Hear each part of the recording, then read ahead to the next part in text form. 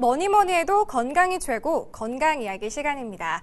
오늘은 금연에 대해서 알아보겠습니다. 가정의학과 전문의 윤상호 선생님 자리하셨네요. 안녕하세요. 안녕하세요. 가정의학과 윤상호입니다. 네, 반갑습니다. 선생님, 금연은 아무리 강조해도 지나치지 않잖아요. 당연한 이야기지만 금연을 해야 하는 이유, 또 필요성에 대해서 말씀해 주시죠.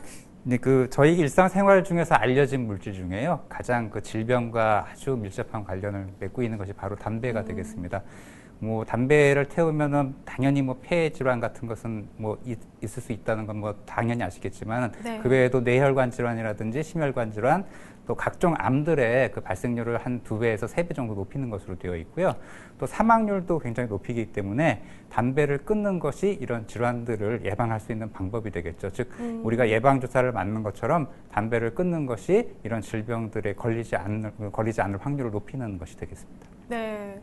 또 간혹 흡연하시는 분들 중에는 많이 피우지 않고 스스로 흡연량을 조절하고 있어서 내가 꼭 금연할 필요까지 있나 하고 이렇게 물으시는 분들도 계신데요. 이런 건 어떻게 봐야 할까요? 사실은 그러지 않을 가능성이 높고요. 네. 본인이 이제 담배에 대한 어떤 본인이 흡연하고 있는 것에 대한 정당성을 얘기하시는 경우가 네. 많이 있습니다. 그래서 실제로는 담배를 많이 태우실 가능성이 높고요. 덜어는 이제 우리가 회식 장소나 아니면 친구들 만났을 때 한 개 피씩 담배 태우시는 분들이 덜어는 있습니다만은, 그런 것도 담배를 피우는 것에 대한 어떤 자꾸 긍정적인 생각을 가지게 됨으로써 네. 흡연을 계속 습관적으로 할 수 있게끔 유도를 하기 때문에요. 담배를 한 가치라도 피우지 않는 것이 도움이 되겠습니다. 네.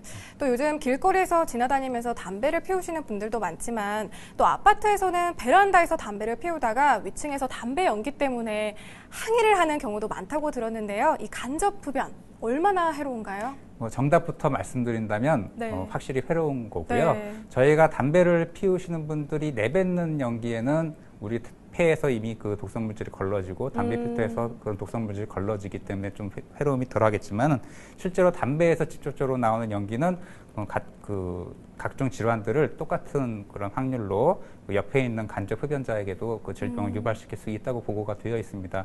실제로 베란다에서 이렇게 담배를 태우시다 보면은 내 집이니까 왜 그런 소리를 하냐고 그렇게 항의하시는 분도 있겠지만은, 옆집에 만약에 이제 영아나 유아 같은 소아들이 있다거나 또는 심혈관 질환 같은 거, 또 폐질환 같은 그런 질환을 앓고 계시는 분들이 있다면은 네. 그 담배 연기를 그분들이 맡았을 적에 굉장히 심각한 그렇죠. 결과를 초래할 수 있기 때문에 네. 베란다에서도 담배 좀 안 태우시는 것이 좋겠습니다. 네, 그렇죠. 또 대개 금연에 실패하시는 분들은 의지가 박약하다는 소리를 많이 듣는데요.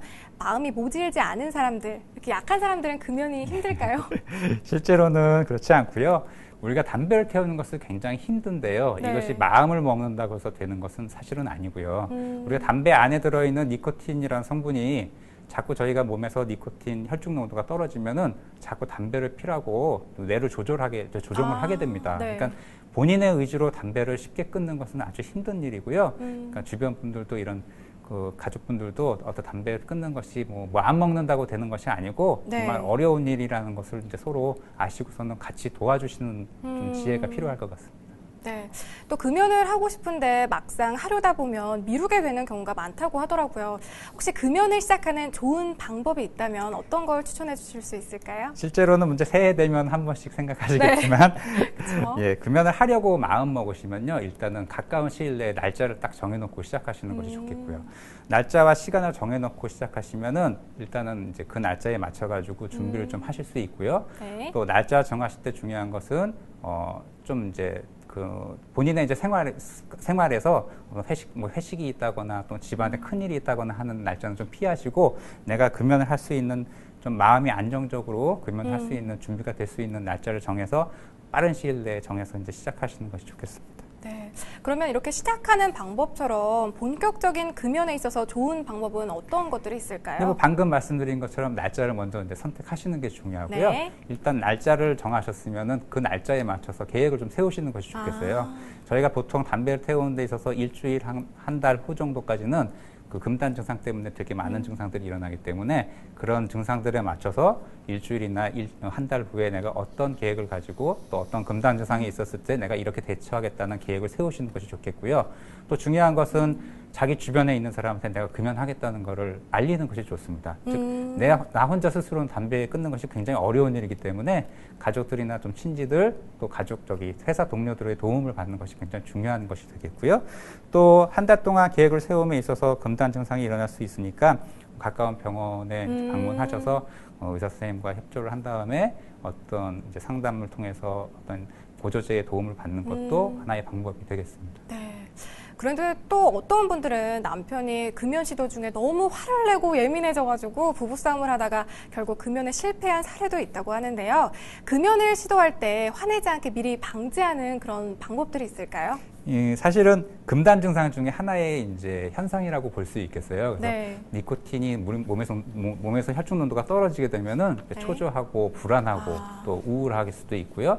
또 이렇게 예민해지면서 화를 내는 경우가 많습니다. 그래서 일단은 본인이 그것이 이제 금연을 통해서 나타나는 아주 자연스러운 반응이라는 걸 깨닫는 것이 중요하기 때문에 우리 가족분들도 옆에서 본인이 담배를 이제 안 피기 때문에 이런 증상이 나타나는 거라고 좀 얘기해 주시는 것이 필요하고요.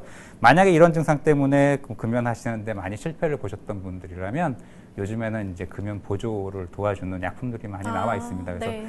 미리 금연하시기 전에 그런 약품에 또는 약물의 도움을 받는 것도 하나의 좋은 방법이라고 볼 수 있겠죠. 네. 또 금연 후에 몇 개월 동안 잘 참아오다가 어쩌다가 회식 자리나 상황에 따라 또 피우게 되는 분들이 계시더라고요.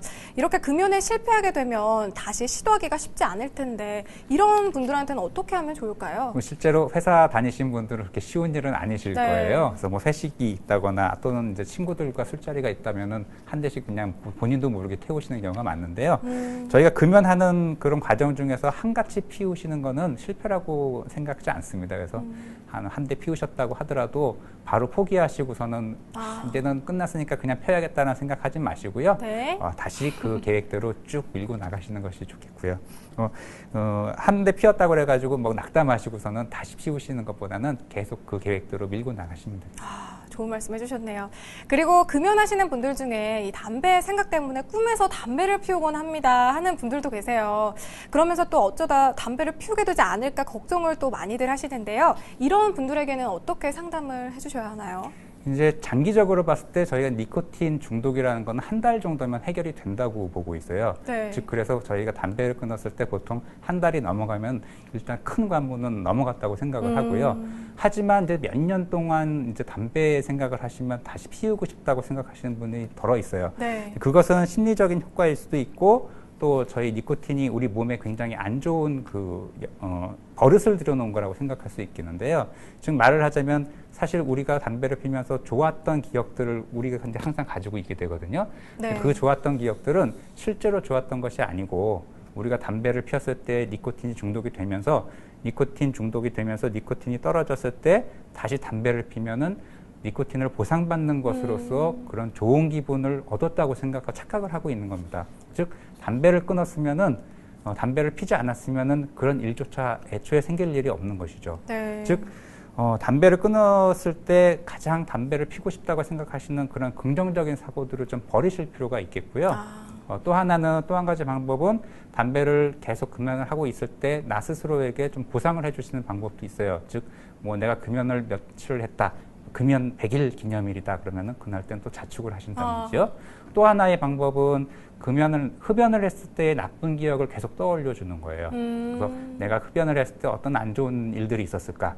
뭐 몸에서 나쁜 냄새가 났다든지 내가 불을 낼 뻔했다든지 굉장히 감기가 크게 걸려서 떨어지지 않고 고생을 했다든지 한 그런 나쁜 기억들을 계속 자꾸 이제 떠올리면서 그 흡연에 대한 안 좋은 기억들을 자꾸 쌓아가셔야지 이런 금연을 계속 장기간 유지를 할 수가 있겠습니다. 그렇군요. 또 그리고 우리 청소년들의 흡연 문제도 심각한데요. 청소년기의 흡연은 몸과 정신에 어떤 영향을 미치는지 또 청소년들에게 당부 말씀도 전해주시죠. 니코틴이라는 것이 사실은 이제 그 나이가 어린 학생들일수록 니코틴 중독이 좀 쉽게 된다고 보고가 있어요. 네. 그래서 보통은 학생들이 이제 호기심 또는 이제 어른 흉내 내는 것으로 사실 시작하는 경우가 많고 또 요즘에는 전자담배가 또 많이 생겨서 담배를 피우지 않고 난 담배 피우지 않고 전자담배 피우는 거라고 하면서 이렇게 흉내만 내고 하는 경우가 많지만은 네. 실제로 그런 담배를 모방한 행위라든지 또는 호기심이라든지 이런 것들이 굉장히 장기간 흡연자로 갈 가능성을 굉장히 높여주는 것입니다. 즉 호기심 때문에 어떻게 보면은 지뢰밭으로 스스로 걸어가는 형국이 돼버리는 건데요. 네. 우리가 보통 뭐 지뢰밭이 있는 곳에 일부러 구태여 가지는 않잖아요. 네. 또 우리가 핵발전소가 있는데 핵발전소에서 방사능이 유출됐는데 거기를 일부러 가지는 않지 않습니까? 네. 마찬가지로 흡연을 하는 것이 굉장히 나쁜 걸 우리가 모두 다 알고 있는데 그것을 구태여 흉내를 내보거나 할 필요는 없을 것 같고요. 네. 또 특히나 니코틴 중독이 굉장히 이제 벗어나기 힘든 것이기 때문에 애초에 시작하지 않는 것이 제일 현명한 일이라고, 현명한 방법이라고 생각을 합니다. 네, 잘 들었습니다.